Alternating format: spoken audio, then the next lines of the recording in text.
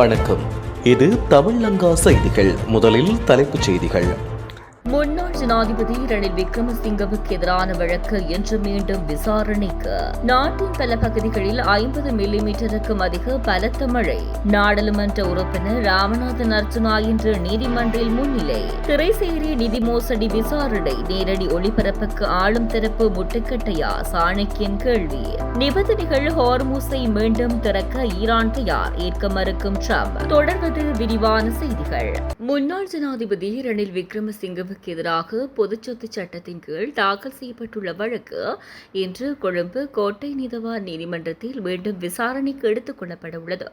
ரணில் விக்ரமசிங்க ஜனாதிபதியாக பதவி வகித்த காலத்தில் லண்டனில் நடைபெற்ற தனது மனைவி பேராசிரியர் மைத்திரி விக்ரமசிங்கவின் பட்டமளிப்பு விழாவில் கலந்து கொள்வதற்காக சென்றபோது அரசாங்க நிதியை முறைகேடாக பயன்படுத்தியதாக சுமத்தப்பட்டுள்ள குற்றச்சாட்டு தொடர்பிலே இந்த முறைப்பாடு தாக்கல் செய்யப்பட்டுள்ளது. இந்த வழக்கு தொடர்பாக கடந்த ஏப்ரல் மாதம் 24ஆம் தேதி குற்றப்புலனாய்வு திணைக்கள அதிகாரிகள் முன்னாள் ஜனாதிபதியின் மனைவி மைத்திரி விக்ரமசிங்கவின் இல்லத்துக்கு சென்று அவரிடம் வாக்குமூலம் ஒன்றை பதிவு செய்திருந்தனர்.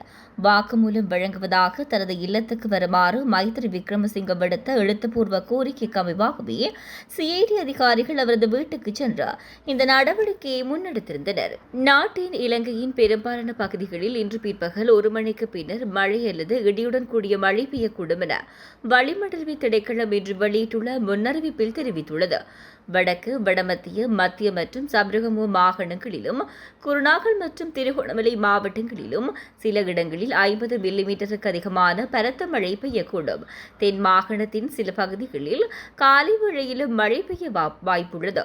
மேலும் மத்திய, சப்ரகமு, வடமத்திய மற்றும் ஊவா மாகாணங்களின் சில இடங்களில் குருநாகல் மாவட்டத்திலும் காலை வேளையில் பனிமூட்டமான நிலை நிலவும். இடியுடன் கூடிய மழை பெய்யும் சந்தர்ப்பங்களில் தற்காலிகமாக பலத்த காற்று வீசும். எனவே மின்னல் தாக்கங்களினால் ஏற்படக்கூடிய ஆபத்துகளை குறைத்துக் கொள்ள தேவையான முன்னெச்சரிக்கை நடவடிக்கைகளை மேற்கொள்ளுமாறு பொதுமக்கள் அறிவுறுத்தப்பட்டுள்ளனர். இதேவேளை காங்கேசன் துறையிலிருந்து புத்தளம், கொழும்பு, காலி மற்றும் அம்பாத்தோட்டை ஊடாக பொத்துவில் வரையான கடற்பரப்புகளில் ஆங்காங்கே மழை அல்லது இடியுடன் கூடிய மழை பெய்யக்கூடும். தென்மேற்கு திசையிலிருந்து மணிக்கு 25 தொடக்கம் 35 கிலோமீட்டர் வேகத்தில் காற்று வீசக்கூடும். எனினும் புத்தளத்திலிருந்து மன்னார் ஊடாக காங்கேசன் துறை வரையான கடற்பரப்புகளில் காற்றின் வேகம் அவ்வப்போது மணிக்கு 45 கிலோமீட்டர் வரை அதிகமாக வாய்ப்புள்ளது. கடற்பரப்புகளில் தற்காலிகமாக பலத்த காற்று வீசுவதுடன் கடற்பரப்புகள் மிகவும் கொந்தளிப்பாக காணப்படும் என வளிமண்டல திணைக்களம் மேலும் தெரிவித்துள்ளது. எனவே கடற்சார் நடவடிக்கைகளில் ஈடுபடுவோர் அவதானமாக இருக்குமாறு கேட்டுக் கொள்ளப்படுகின்றார்கள். விளக்கமறியலில் வைக்கப்பட்டுள்ள நாடாளுமன்ற உறுப்பினர் ராமநாதன் அர்ச்சுனா இன்று நீதிமன்றத்தில் முன்னிலைப்படுத்தப்பட உள்ளார்.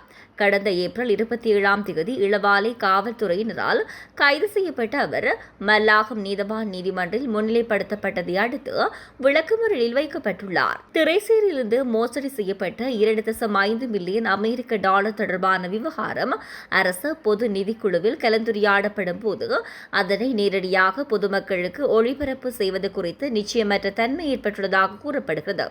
எனினும் கூட்டத்துக்கு முன்பாக சைபர் மோசடி ஊடாக திரைசேரிக்கு சொந்தமான 2.5 அமெரிக்க டாலர் இல்லாமல் போன விடயம் சம்பந்தமாக ஆராய்வதற்காக முக்கியத்துவம் குறித்து கலந்துரையாடப்பட்டது. இதில் ஹர்ஷடி சில்வாவும் நானும் கடந்த ஒரு நாட்களுக்கு முன்பு கூறியது போன்று திரைசேரி செயலாளரை கட்டாயமாக இந்த நிதிக்குழுக்கு முன்பாக அழைத்து இது சம்பந்தமாக விளக்கம் கேட்க வேண்டும் என்ற நிலைப்பாட்டு இருந்ததாகவும் அவர் குறிப்பிட்டார். இதனிடையே ஒளிவு மறைவு இல்லாமல் இதில் நடந்த உண்மையான விடயத்தை மக்களுக்கு தெளிவுபடுத்த வேண்டிய பொறுப்பு நிதிக்குழு உறுப்பினர் அனைவருக்கும் உண்டு. நிதிக்குழுவிலே பேசப்பட்ட விடயங்கள் அனைத்தும் பொதுவாக நிதிக்குழுவினுடைய உறுப்பினர்களின் விருப்பத்துடன் அதனை பொதுமக்களுக்கு நேரடியாக பார்வையிடுவதற்கான அனுமதி வழங்கப்படும். திரைசேரி விடயத்தின் முக்கியத்துவத்தை கருத்தில் கொண்டு இந்த கருத்து முன்வைக்கப்பட்டாலும் அதனை மக்களுக்கு நேரடியாக பார்வையிட அனுமதிக்க வேண்டும் என்பதே தன்னுடைய நிலைப்பாடு என்றும் அவர் குறிப்பிட்டுள்ளார். எனினும் பொதுமக்களுக்கு நேரடியாக பார்வையிட அனுமதிப்பது தொடர்பில் இறுதி முடிவு எடுக்கப்படவில்லை என்றும் நாடாளுமன்ற உறுப்பினர் சாணக்கியன் நமது செய்தி சேவைக்கு தெரிவித்தார். அமெரிக்க ஜனாதிபதி டொனால்ட் ட்ரம்புக்கு ஈரான் முன்வைத்த புதிய முன்மொழிவில் திருப்தி இல்லை என்று தகவல் தெரிவிக்கின்றன.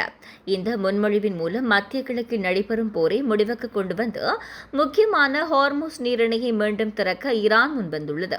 ஆனால் அதற்கு பதிலாக அமெரிக்கா ஈரானுக்கு விதித்த தடைகளை நீக்க வேண்டும் என்றும் இரு நாடுகளுக்கு இடையிலான அணுசக்தி தொடர்பான பேச்சுவார்த்தைகள் பின்னர் நடத்தப்பட வேண்டும் என்றும் ஈரான் கூறியுள்ளது. ஈரான் வெளியுறவு அமைச்சர் அப்பாஸ் அராக்சி ஓமான் மற்றும் பாகிஸ்தானில் நடந்த பேச்சுவார்த்தைகளின் போது இந்த திட்டத்தை முன்வைத்துள்ளார். இதன் நோக்கம் தற்போதைய மோதலை முடிவுக்கு கொண்டு வந்து தூதரக பேச்சுவார்த்தைகளை மீண்டும் தொடங்குவதாகும். அமெரிக்கா ஈரானின் மீது விதித்த தடைகள் மற்றும் துறைமுக தடைகளை நீக்க வேண்டும்.